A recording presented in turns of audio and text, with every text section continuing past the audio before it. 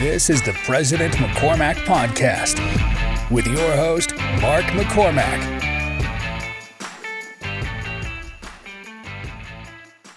I was teasing my wife the other day, so I go to the gym every morning now, right? Yeah, what's up, man? Like, where's the rest of you? Dude, You've lost a ton of weight. Dude, even since I saw you, Yeah. I'm down like 80 pounds. So, but I just, literally a year ago in April, I was like, I'm just not going to be heavy anymore. I'm just going to be fit. But I'm like 12 pounds of fat away from being like 14% body fat, like pretty optimal. That's amazing. Yeah, it's kind of fun. What are you just working out more or what? Yeah, I eat 250 grams of protein every day.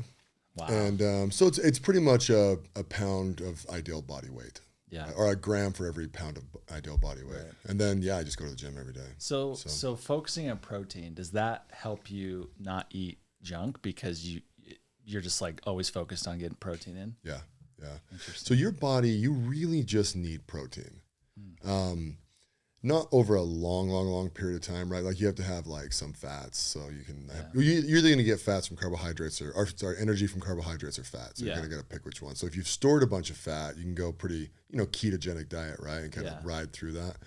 But I eat some carbs every day. I eat like fruit every single day, and I have, I have this massive protein shake every morning. It's like 100 grams of protein. Oh wow! Right? So because to get 250 in, like you gotta choke some of that crap down. Like, are you a meat eater? Yeah. Okay, so you're getting a lot of fat from meat. Yep. Yeah. Which probably helps. So I'm eating steak and fish and chicken and yeah. I mean, I'm kind of at the point now where if I'm lethargic, I'll just go have a bowl of oatmeal or eat a piece of fruit or. Yeah. But when it comes to like snacky stuff or like I might eat a sandwich once or twice a month, and it's generally if I'm like driving somewhere, or whatever. But for a while there, I was really militant. It was just fruit and protein. So are you like, do you track your calories as well, or is it just protein? You're just focused on protein? I know where my calories sit. I try never to go over 3,500 in a day. Okay. Now, who's ever listened to this, that's I'm a big freaking dude, right? So for most people, 2,500 is your limit. But yeah, I mean, I pay attention a little bit, but not a ton. Interesting. And then I have really good workouts 85% of the time.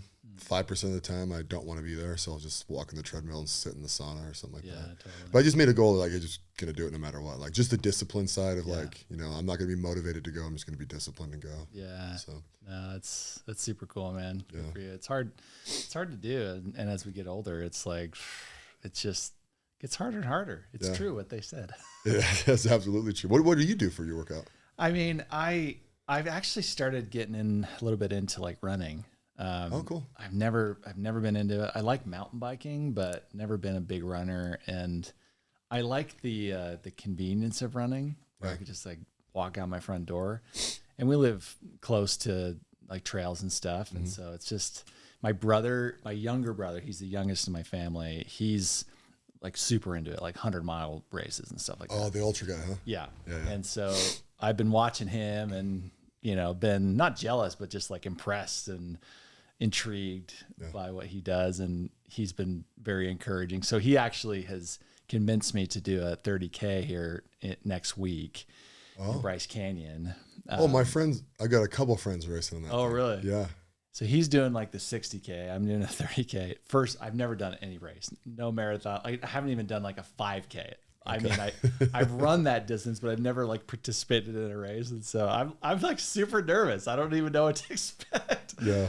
And like we'll be in St. George, and so we got to get up like 4 a.m. and drive to Bryce. I don't know. It's gonna be a doozy. Hey, we'll see how sore you are the next day. Yeah. So are you? Because you're pretty muscular, right? Yeah. So I mean, definitely compared to a runner. Well, yeah, and like that's been my go-to is like just weights.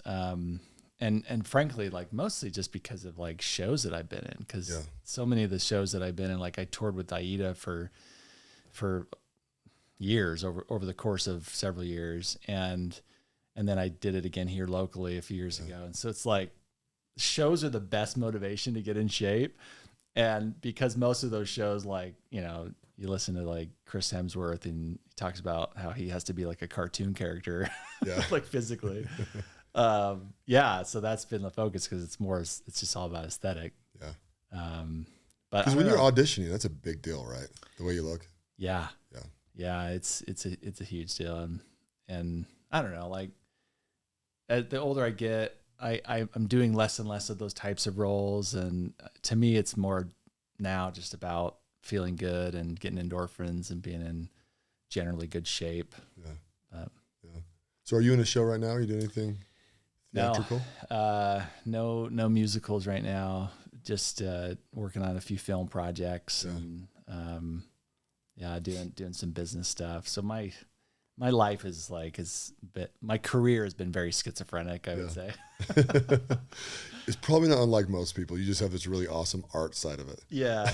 I joke with people that I'm kind of like Hannah Montana, business by day and boy band by night. Nice. It was funny. So anyone listening to this, so I met Casey because you were the lead in the play that I was in, the one and only play I'll probably ever be in. Awesome. And I'll tell you, it was so funny because I had seen your picture before, and I think I had seen Lexi's picture, but other than that, I didn't know anyone, right? And I only saw a picture. It was just what Tanner was sending me, right? Oh, right. So he like hits me. I'm like, so like when do we rehearse and stuff? And he's like, oh, the week of. And I was like, okay. And I'm like, he's like, when do you want to come in? And I'm like, when do you want me to come in? Yeah. And he's like, well, come in this day. You kind of get used to the whole thing. And I was like, oh, okay, cool, right? So I came in, I actually sat right next to you right when I first walked in. I was like, oh, cool, all right, I know him. I'll give him a minute because he's the star. So, I'll just soak this in for a second. And then I don't know if you remember, I think we chatted for quite like a couple minutes. Yeah. And then Tanner was like, oh, this is actually your part. Come on up here. Let's put it together. And I was like, not ready. So, okay. And I've told this story a few times, but when Sydney came walking across in front of me, right, she's my wife in the show. I thought she was flirting with me. And it was the most ridiculous thing ever. I was like, this is so weird. She's like flirting with me. And then I remember, and the thing that was funny that snapped me out of it is like, the girls kind of come behind me and they open the wall and you're there, I got to go grab you and put you in prison. I remember you like looking at me like you were scared of me. And it dawned on me, I'm like, oh, they're all acting. I'm like, oh yeah, I'm not doing that. So weird.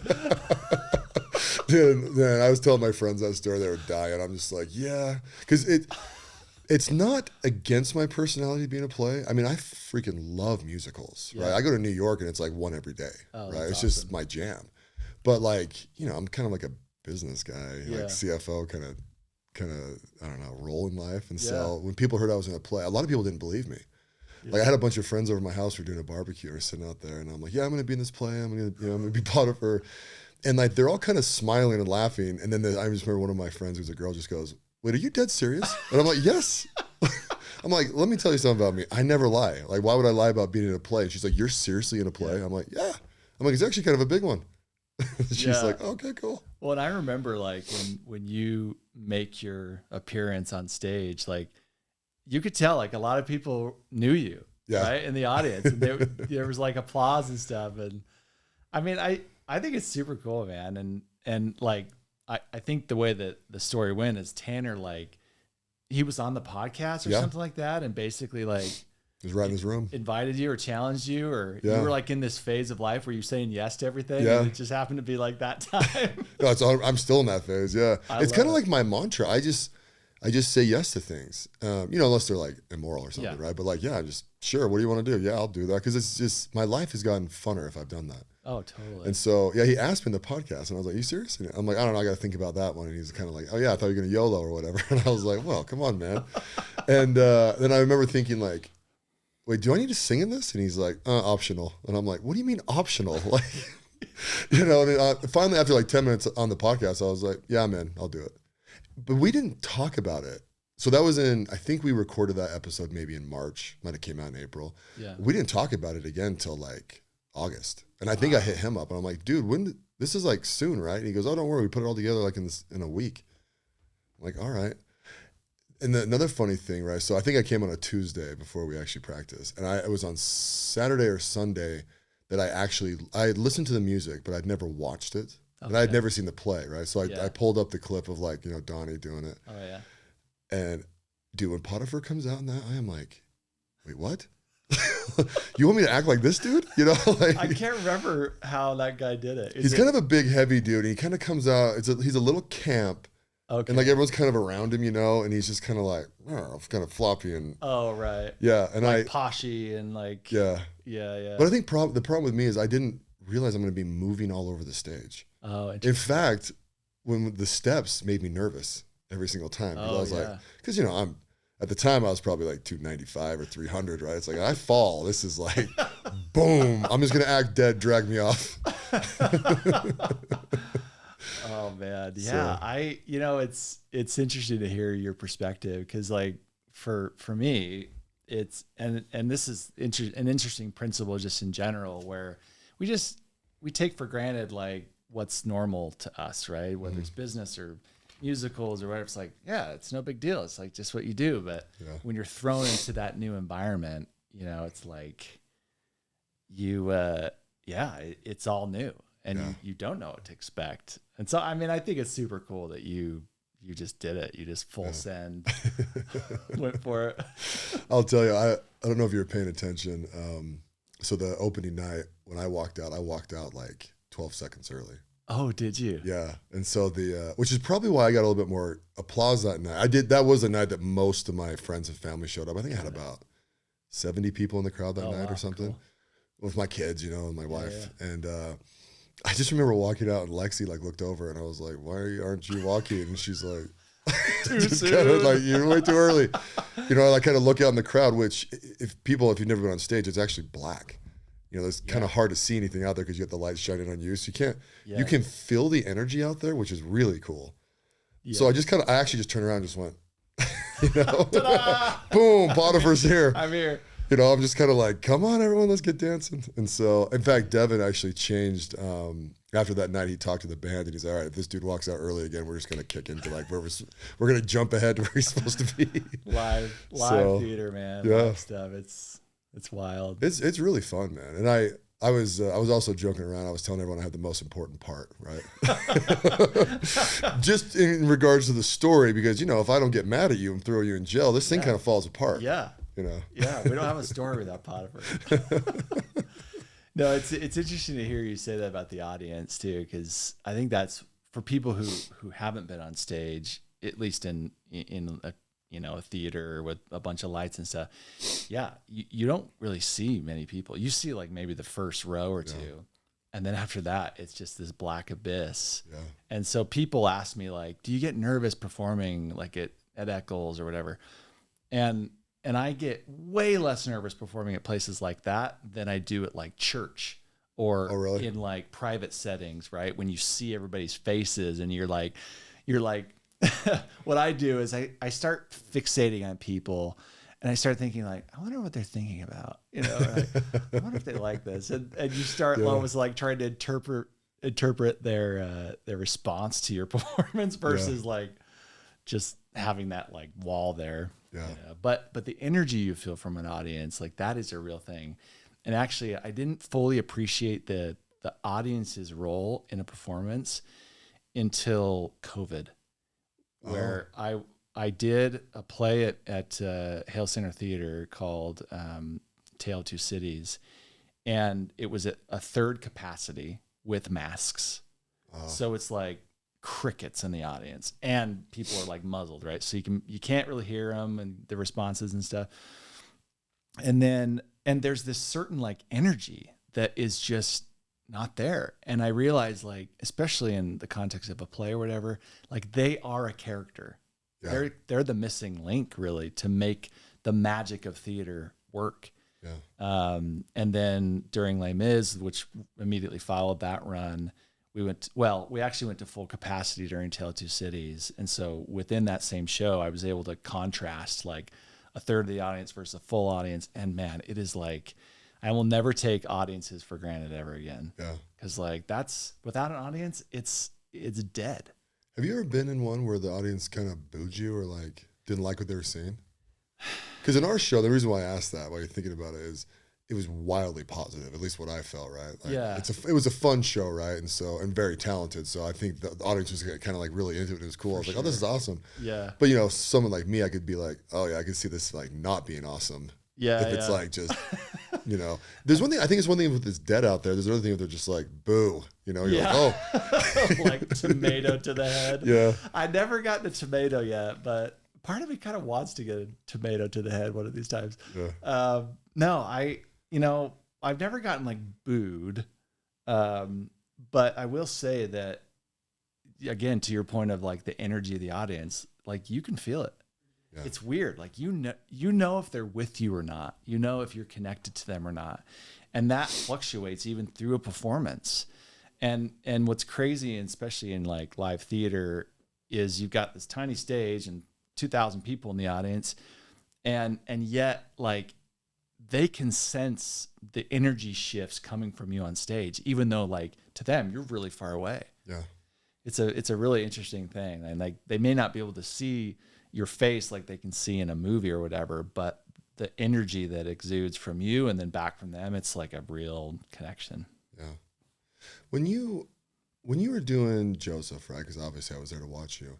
To me, you seem like very, very consistent, and it kind of is a calming. And same with Lexi, right? Because Lexi is very calming. Maybe it was just for me, right? Is that a common thing where like if the stars are, I don't know, performing like stars, it kind of just like makes everything else work?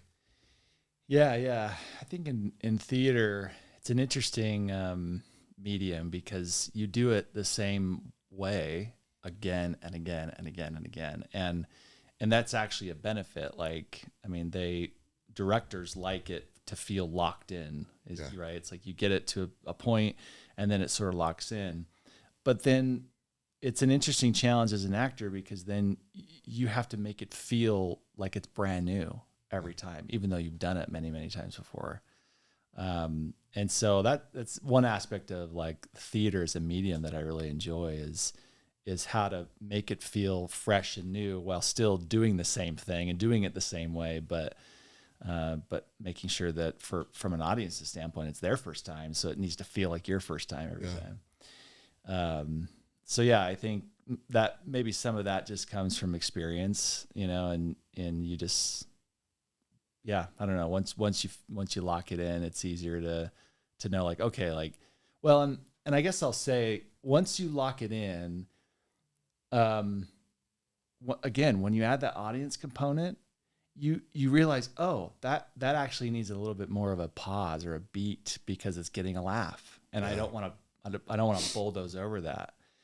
So there's like these initial tweaks, and after the first handful of performances, you find what those are, and you find your kind of your groove, and you settle into that.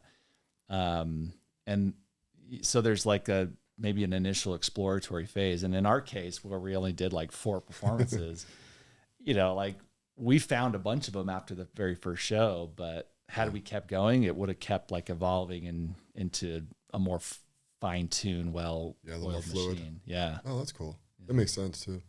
So, in that particular show, like, did you get nervous at all for that show? Because you've done the character before, right? Yeah, a couple times. I mean, that show was the first lead I had in a musical was Joseph in high school. Oh, okay. And it really kind of like solidified my love for theater. So I have like a special place in my heart for the show, but, and then I did it at Hale as an adult. I wasn't nervous because I knew that all the pieces were there, like the great cast, good production, great venue. Yeah. So for me, it was more fun. And I've thought a lot about this since because that was one of the first shows I've done in a while, really since Les Mis.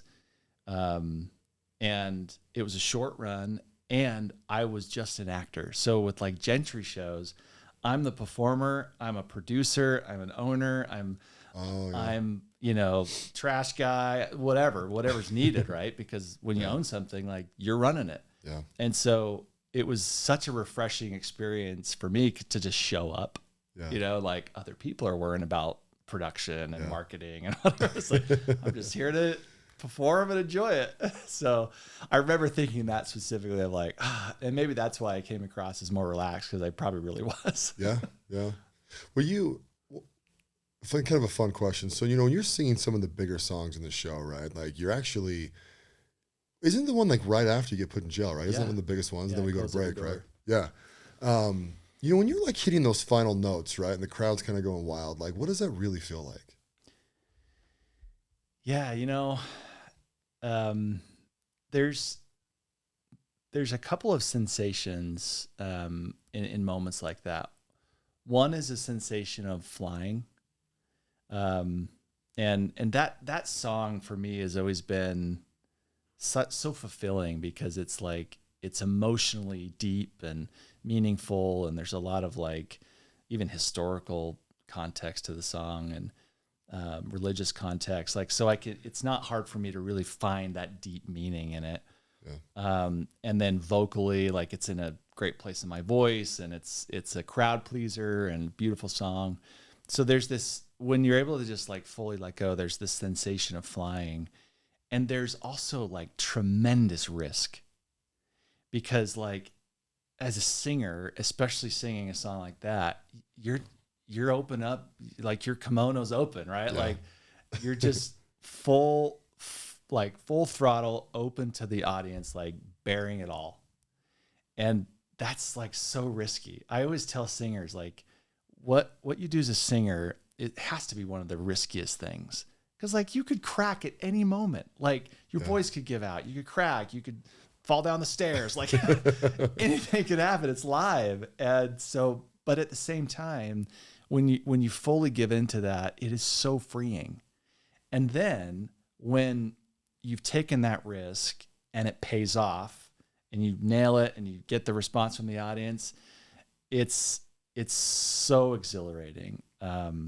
It's enthralling. In fact, I have a buddy who does like motocross and like extreme stuff. And he's like, oh yeah, it's like after a while, I feel like if I haven't done something like that in a while, I feel a need to go out and get an adrenaline rush. Yeah.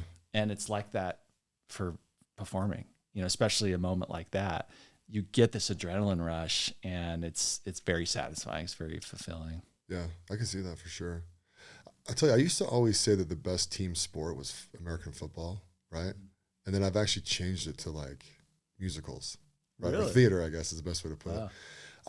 It was really, really, my biggest takeaway from the whole thing is like when I was Potiphar and I was walking out, the choreography is kind of about me, right? Like the plot obviously is about me and that one particular song, right? It's about Potiphar, right? Yeah. And I messed up all the time, right? There's times you're supposed to, come dust me down. I'm like, and like, I mean, the crowd doesn't really know, right? And like, even, some of the choreography between me and Lexi, just like, it never came together, mostly because I forget what was going on. And she but she would just improvise and walk around me. And there was one cool time on Saturday in the matinee, I forgot a whole line, right? So we're kind of sitting there and all of a sudden it's like quiet. And I was like, there's something but supposed to happen right now. It was like too far into it. And she just started singing about halfway into the line because her line's next. Like a hum, kind of like and I just remember thinking like, oh, that was really cool of you. Like, thank you. Like such a subtle thing that probably no one even pay attention to. Totally. And I realized, I'm like, dude, everyone on stage, you show up to these things to like elevate everyone, like every single person's being elevated, especially with talent or whatever you're bringing to the table. Yeah. And when I talk to people about it, I'm like, it's really cool, guys. Like, I'm like, every single person on there wants you to be good. Yeah. And then because one of the things that made me not nervous, is I wanted to be good for the rest of the cast. I wanted to like play my part well. And when I felt like I did that, I was like, or at least good enough, I was like, oh, this is cool. And then everyone's like, yeah, man, that was awesome. And it's like, and it's not fake either. Like sometimes you tell people like, oh, that was cool. And it's like golf, right? Every time someone hits a ball, you're like, great hit, not really. But like there it was like, I just thought everyone was like very, very genuine and it's very refreshing. Yeah. No, I love that perspective. I haven't really fully considered that, being this like team sport, but it really is. Yeah. There's a support and everybody's kind of like on their toes because anything could happen. Yeah. Right. And so you have to be able to quickly roll the punches and the changes. It's also too, it doesn't stop, right? Like football, you can take a timeout. Like, there's no timeouts in theater, right? So, people would ask me like, what happens if you screw up? I'm like, 3.5 minutes later, it's over. I'm standing on the other end. It doesn't matter. think as long as I grab him and act like I'm throwing him in jail, other than that, the thing can go haywire. You know? Yeah. It's again, like it's the risk, right? Like once that show starts, it can't stop. And so there's this like vulnerability that's really cool with theater. And even again, thinking of like the audience and stuff, like, and your castmates, there's like a service element to it that's really cool. Yeah. Of like, just experiencing something together and hopefully like going on this journey with the people involved. So it's cool. So I get the feeling, and the more I'm around actors and people, right? Like, do you feel like your career is always at a pivot point? Or do you feel like, some people are like, I want to go to Broadway and I'm going to never stop until I get into a Broadway show, and they kind of just stay on that path, right? Yeah. Where other people are like, I feel like some actors are like, I feel like I'm always kind of at a pivot point where I could go this way. I mean, 'cause, you're in a group, in a band, and then you also could do musical whenever you want. And, like, how do you navigate that? Am I correct? Yeah, for sure. It's a tough space because like, you're unemployed after every job. Yeah. So you're always looking for the next thing. And to some extent, you're always kind of anticipating evolving too, and like reinventing yourself. And as you get older, like the roles that you're good for, like those change. So I think for me, I've always looked at performing as like, I feel like it's a God-given talent that I've been given. And I've been also given the desire to develop the talent and be the best I can be. And I've kind of like, I've struggled a little bit throughout my career of like balancing, do I want to do this for like my soul career? Do I want to do it as a fulfillment thing and just as a hobby? And I think the balance that I've found that works best for me is kind of doing both, like the muggle jobs, business stuff, and then performing, because to me, performing is more about personal fulfillment and uplifting others. Like that's where I get a sense of like joy from it. Yeah. But I think it's different for everybody. And I think you're right in the thought of like, everybody's kind of like always at this pivot point because the opportunities are all so different, and there's lots of different paths you could go, even within theater or film, not to mention like those things independent, there's just so many different aspects where you can go. So do you like theater over film, or do you care the medium, or is it project dependent? It's somewhat, yeah, that's fair. I would say overall though, my favorite performance medium is theater. Okay.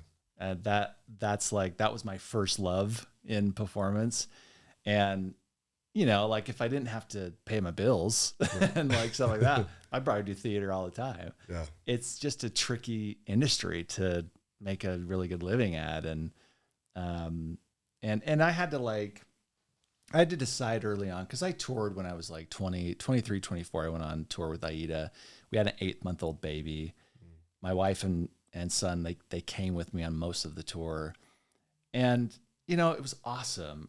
But I also like saw other people that were much older than me on tour, and their lives, I mean, they were single and like they didn't have kids, and they just had different lives than I did. And I had to like ask myself, what ultimately do I want?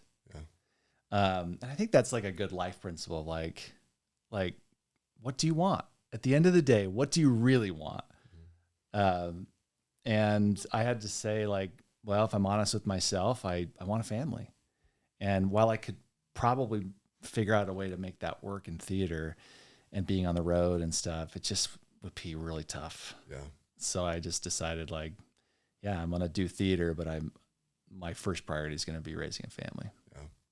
Yeah, I went to a small rock concert last night up in Salt Lake, and it was actually a band that I follow on TikTok, and they're from Ireland. They're a little like an emo band, right? Oh, sweet. I mean, we went to this. I mean, there might have been 200 people at this concert, right? Like it was really small. Yeah. And I'm watching these young. I call them kids, rather than their 20s. pains me to say that, but and I'm like, last night they were in Salt Lake, tomorrow they're in Denver, right? 2 days later they'll be in Kansas, and it's like, that is a rough life. Yeah. If the top 1%, it's dope, right? They fly around in private jets, your family's taken care of, there's nannies for everything, right? You're worth it. But when you're coming up, right? I mean, you are living in the back of a van, basically, right? And just taking whatever comes. Oh yeah, it's not glamorous. I mean, and that's the lifestyle that I've lived on tour. It was every night, every other night in a new city on a bus. Yeah.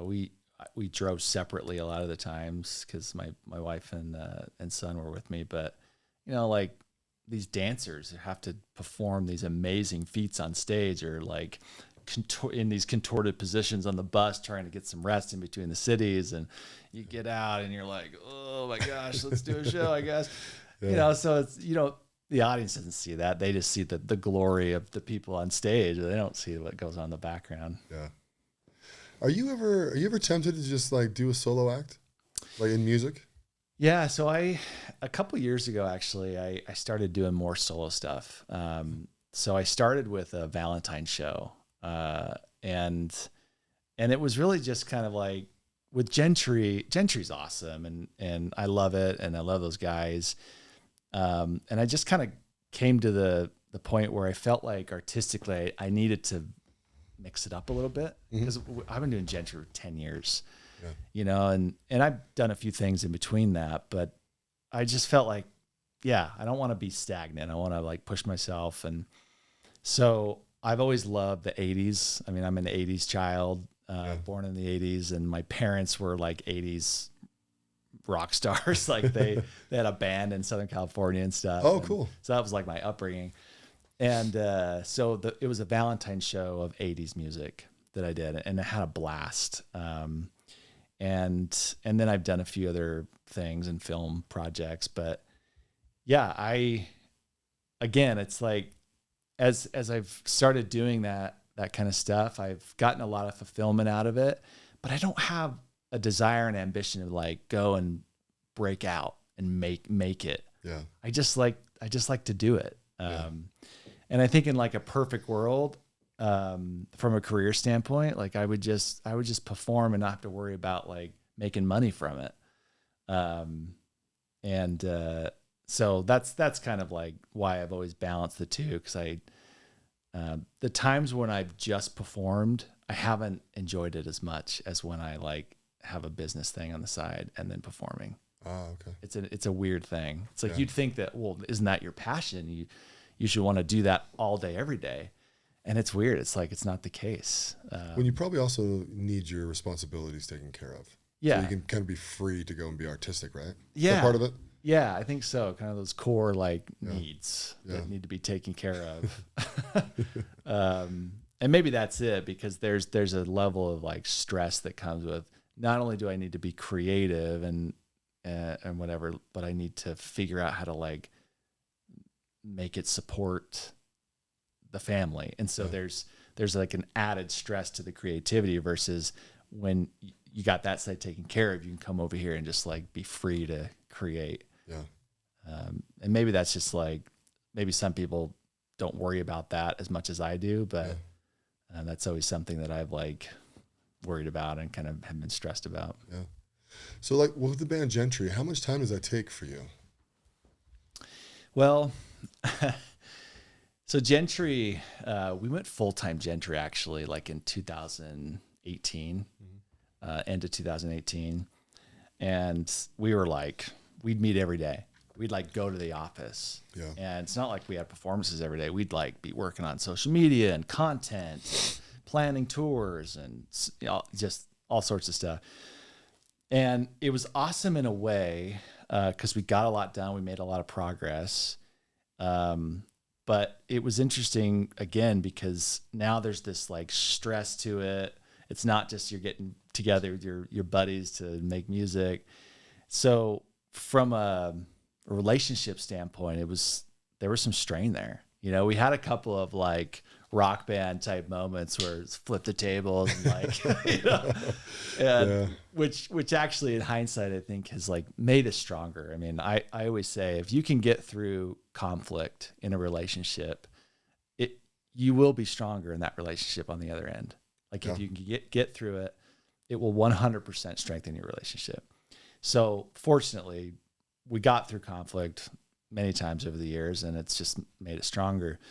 But then, if you recall, something big happened in 2020 with the world and called COVID, and totally destroyed the industry. I mean, all of our shows were canceled or postponed. I mean, theaters across the country went out of business. So we went from full-time Gentry to like, oh crap, what are we going to do? We all went back and got jobs in, you know, the industries that we were in before. How nervous were you guys that it wasn't going to come back for a long, long time? Really nervous. Yeah. I mean, we were like weirdly fortunate in 2020, the end of 2020. By that point, people could gather, but it had to be socially distanced. And Utah State had a grant that was available for performing groups. So we got a grant through the state to do our Christmas show at the Maverick Center. Oh. And people were socially distanced. It was only like 1,200 people that filled the entire place. That was the max capacity. So people could definitely sprawl out. Yeah. And so fortunately we did the Christmas show, but that was like pretty much all we did that whole year. And then we did Les Mis, the first part of 2021. And that was more just like, okay, well, at least there's something going on and we don't got anything else going on. So let's do it, you know, while everything shut down. So yeah, it was a weird time. Yeah. So I say all that going back to your question of like, how much time does Gentry take? Right now I think we've found like the perfect balance that works for us. It's not a full-time thing. I mean, it could be, but again, in the spirit of like longevity is the goal. We want to do Gentry for as long as we possibly can without burning out or killing each other. Like, what does that look like? Well, it looks like doing a Christmas tour. We just started an Easter tradition. Oh, cool. We put out some music, we do some content, but it's like, you know, we've just found that right balance that works for us. And it's great. And actually, like from a business standpoint, we've never been better. We've never been more healthy. Yeah. And, you know, we're not having to crisscross the country. Like it's very much localized into the Intermountain area. And again, like you might look at that and be like, well, don't you want to break out? Don't you want to be on a private jet and travel the country? And it's like, no, I don't. Like that doesn't sound as appealing to me, honestly. Yeah. Because we still get to do it, and it makes sense financially, and like that's all we need. Because Gentry, it's kind of like any other business. It needs to make money for it to be viable, right? Yeah. And so you got to be very efficient with what you're doing, obviously. Totally. Yeah. I don't think people understand how much risk there is in the arts. You know, from everything, right? For like financial risk, you know, there's like from like creating like a piece of art, you know, to like a sculpture, to like theater. And like Tanner, he actually asked me if I'd help finance the first show he did at Bright Star. Oh, yeah. It's going to have the conversation sort of between us, right? And I was like, okay, tell me about it. Because, you know, I underwrite businesses all the time. And I'm like, okay, I got to think about this totally different because this is not like an underwritable business, you know what I mean? And he ended up actually funding it all himself because he's put on a credit card. I think he threw like, I don't know, $60,000 on a credit card or something. Yeah. And he ended up making a little bit of money on that first one. And I was like, good for you, dude. Like, man, that seems crazy. You know, like you had to put all this upfront costs and guaranteed tickets and, you know, man, it's a lot. It's so risky, man. I mean, I don't invest in businesses, but I don't think I would invest in film or theater.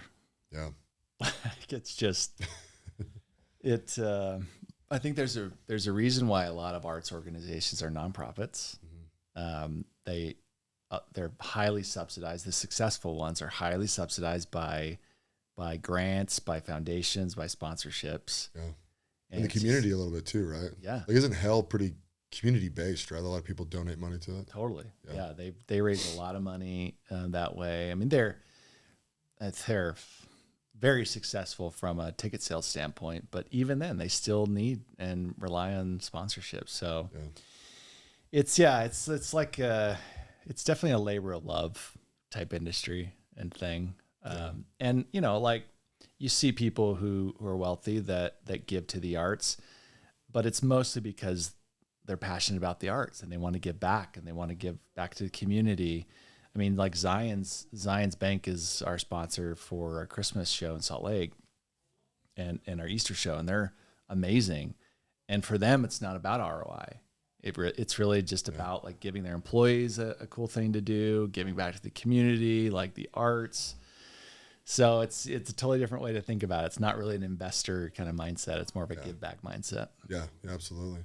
Yeah, I was talking to there was a theater too that wanted some investment, and they weren't a charity. They weren't a 501c3. And I was like, I know a little bit about this now. If you don't change your entity, there's no way, right? Because that you need to be able. That's a gift back, right, to people. Right, when they give you the money, they need to get like they don't need to, but like the tax credit's part of the kind of the thing, right? But if you're not a charity, you can't do that. Yeah. And so, are the Broadway shows, they're all for profit, right? Are they nonprofit too? No, I think most of them are probably for profit. And I think, you know, even in Broadway, it's tough. Yeah. Like Tale of Two Cities, the show I was telling you about, that was only on Broadway for like a couple months. Yeah. And it closed because they couldn't sustain it. So if you get a show that's popular, it's awesome. You make it work. Lion King is the highest grossing musical. It's well over $1 billion. Since it opened worldwide. But, you know, there's a couple of factors. One is like, it's a constant flow of people if it's a popular show, and the ticket prices are just really high. Yeah. So now here's an interesting question. You're active LDS member, right? Mm-hmm. What do you think about the Book of Mormon musical?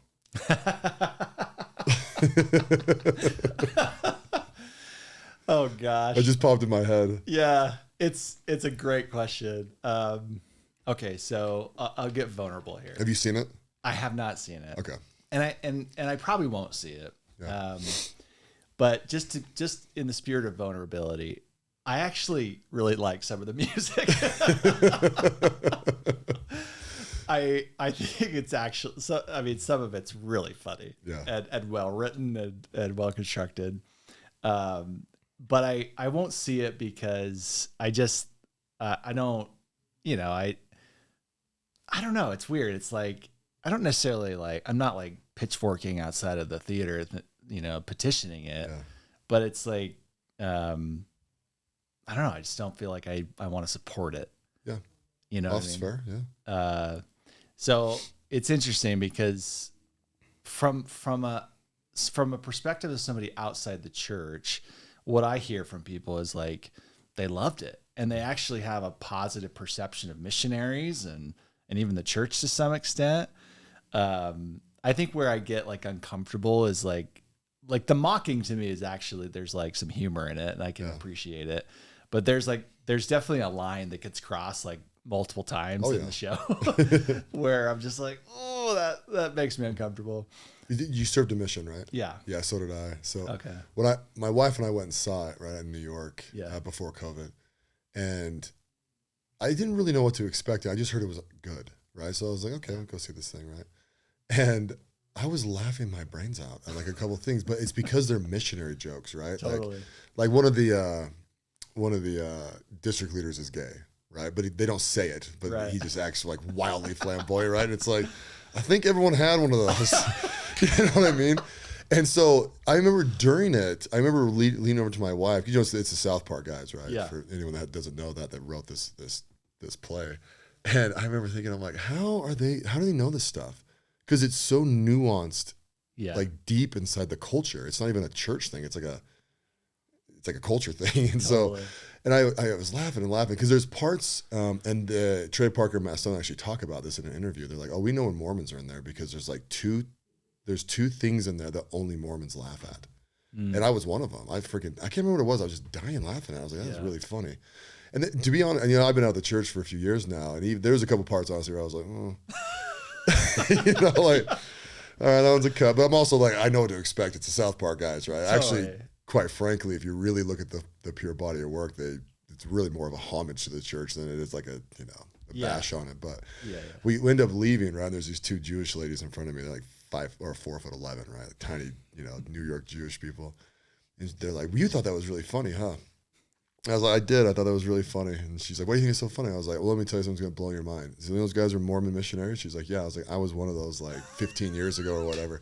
She's like, you were? And like people are just pouring out, right? Of like the theater as we're like talking right in the middle of it all. And I was like, yeah, I know every single thing that was going on up there. She's like, how accurate is it? I'm like, well, pretty good, I mean, I don't know exactly what it's like in Africa, but like, yeah. And then, we said goodbye and walked away. But you're right. So, and that's one of the reasons why that question just popped in my head, because it has 9 Tony Awards, if I remember right. Yeah. And my actual first exposure to it was at the Tony Awards. I watched the Tony Awards, because Neil Patrick Harris came out and sang with them, and they had all the, Josh Gad was in the original cast and stuff. And I was like, oh, I like these 2 songs. They're good. Yeah. And I think anyone in musical theater, like, it's almost like I wasn't expecting anything from what you said, but now that you've said it, I'm like, yeah, that makes sense. It's like I have to respect the music at some level, but then the premise is not really for me. Yeah. Right. Yeah, totally. Yeah. Totally. Like I respect it from a writing standpoint, I guess you could say. Like it's very well written. But yeah, I think it's, obviously being something a little bit more like sacred or like near and dear to my heart. It's, again, I can laugh at myself, and I think that there's a lot of good that comes out of like laughing at your culture and your stuff like that. But what's interesting is like, I think like people inside the church, especially, like they've tried to create things that are almost an answer to that musical of like, like we want to create something that's like that tells the real story of this stuff. And I don't know, it's tough. It's really tough. Like, I think it's, especially if it's going to be more of a serious take on the Book of Mormon and missionary work or whatever, like, gosh, it's got to be really good. Yeah. And the quality of the writing and whatever, and the acting, in the Book of Mormon musical is really high. And so if you're going to create something that's like the opposite version of that, it's got to be right on par, if not better, because it's already going to be more scrutinized, because it's sort of this like, hey, the premise of it is, hey, this is better material. This should be better material. You should pay more attention to this because it's more accurate or whatever to the intent than the Book of Mormon musical. So I don't know. I haven't seen something that meets that criteria yet. Yeah. I'll tell you, I feel like the movies the church has done throughout the years that have always been up at the Joseph Smith Memorial Building, right? Yeah. You gotta forgive me, I can't remember the name. What was the Pioneer one? Do you remember that one? Oh, Legacy. Legacy, yeah, great. Yeah. That was a great movie. Yeah, really good. I mean, really well done. And do you know what the current one is? I don't. I know that the Prophet of the Restoration played in there for years. Okay, yeah. Or the Testaments. It was like early 2000s. Yeah. And then Prophet of the Restoration. I don't know what's there now. Yeah. I always thought those were really well done. Totally. I mean, it's funny, like going back to the Book of Mormon musical, I remember I was watching I think it was 60 Minutes or one of the bigger ones, right? And they were talking to him. They're like, why did you guys pick a Mormon thing, right? Yeah. And he goes, oh, if you know anything about Mormons and musicals are this close together, so we just went like that. And like that in that self makes me laugh my head off. I'm like, yes, LDS people are wildly talented. Yeah. We actually, as a culture, pour into that. Totally. I mean, how many of us play piano at 6 years old and sing in the choir? Just, you know what I mean? It's like, it's a real cultural thing, and it produces really, really talented people. Yeah, and you see that in like a lot of the reality shows, like The Voice and the So You Think You Can Dance show. Yeah. Tons of people that are LDS are from Utah. I mean, even just the theater world in Utah with like Hale Center Theater and Centerpoint. There's theaters everywhere, and they're awesome. They're great quality. So it's a very unique place for sure. Yeah, cool. So what's next for you in your career? I've started a new company with some partners of mine, and it's an app. It's for cities to use to communicate to citizens, and it's totally outside of the realm of entertainment. But I'm super stoked about it. Yeah. I've been kind of working on it on and off for about a year, just on the side, and we're getting to the point where I'll probably start doing it kind of full-time day job. So that's kind of the next big focus. And then with Gentry, we just hired a full-time manager for the first time, really dedicated manager. We've had a lot of people consult with us, advise with us, help us, but we just felt like now's the time to bring someone in who wants to do it as a career. Yeah.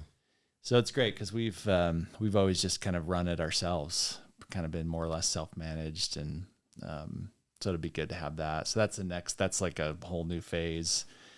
And yeah, my kids, I have a son that is leaving on a mission in 3 weeks. Oh, really? Where's he going? He's going to Frankfurt. Nice. So like my kids are getting older, like my youngest is 11. So we're just kind of entering this like new phase that's exciting. Yeah, that's cool. Yeah. Well, hey, we're at the end of the podcast. I always ask everyone for their best advice. Best advice, just like life advice. It's really just anything that comes to your head. The fun part about this while you're thinking is, if I ask you tomorrow, you'll say something different. If I ask you in 3 weeks, you'd say something different. And I actually love that part of it, because it's just kind of what's ever on your mind right now that people just go, you know what? This would be good for you. Yeah. All right. What comes to mind is actually the lyrics of a Primary song. Do what is right, let the consequence follow. I am a huge believer in that, of just integrity, speak the truth, and let the chips fall where they may. Like that can be scary. A lot of times the initial outcome of that doesn't seem positive, but as a whole, on a macro level, I think that life will be so much better for you and everyone around you if you just do what's right and let the consequence follow. And I always tell people, and it's in that same spirit, like, first things first. Like, don't put off the most important things in favor of something that is less important. Like, whether it's starting a family or getting married, like the big life things that are ultimately the most important, don't put those off, and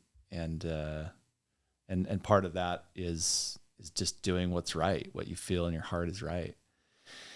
So yeah, I don't know. That's something that I try to live by, and that I feel like I've been blessed by following. Yeah. Awesome. Well, dude, thanks for sharing that. Thanks for coming on. Yeah, thanks. Also, I want to thank you too for, like, when I was in the play with you guys, just for being kind to me. Oh yeah. Yeah. I mean, I know it's in your nature, but like, I still think it's a choice, right? And it was such a awesome life moment for me. And my kids were able to share it. My kids are all into theater. They're performing up at the U, and they do different things. And it was an awesome way for me to, like, connect with my own kids. Oh yeah, that's cool. And so yeah, I just want to thank you for that. And well, I still remember when you came in that first rehearsal day, and I could tell you were just like taking it in, just like totally new, taking it in. And yeah, there was like a wonder. Yeah. Oh yeah. That you were experiencing. That was like, it was cool. And it was cool to be a part of that with you. Awesome. Thanks again. Yeah. Appreciate it, man. Thanks for listening to the President McCormack Podcast, brought to you by McCormack Foundation, Saxton Fund, ADP Lemco, and Professional Floor Systems. Make sure you subscribe to the podcast and keep up with Mark on Instagram @President McCormack.